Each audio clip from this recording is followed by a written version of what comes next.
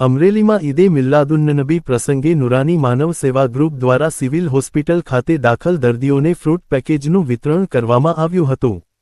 અમરેલી ખાતે હજરત મોહમ્મદ સાહેબના 1500માં જન્મદિવસ ઈદે મિલાદુન્નબીની ઉજવણી પ્રસંગે અમરેલી સિવિલ હોસ્પિટલ ખાતે દાખલ દર્દીઓને નુરાની માનવ સેવા સંસ્થા દ્વારા ફ્રૂટ પેકેજનું વિતરણ કરવામાં આવ્યું હતું। ફ્રૂટ પેકેજમાં સફરજન, મોસંબી, દાડમ, કેળા સહિતના ફ્રૂટ પેકેજ બનાવી દર્દીઓને વિતરણ કરવામાં આવ્યું હતું।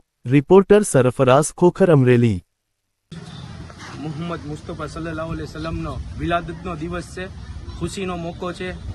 આજે અમરેલી નુરાની માનવ સેવા ગ્રુપ દ્વારા અમરેલી સિવિલ હોસ્પિટલ ખાતે આજરોજ નુરાની ગ્રુપ તથા અમરેલીના યુવાનો દ્વારા ફ્રૂટ વિતરણ કરી ને આજના દિવસની ખુશી મનાવવાનો મોકો મળ્યો છે ગ્રુપને।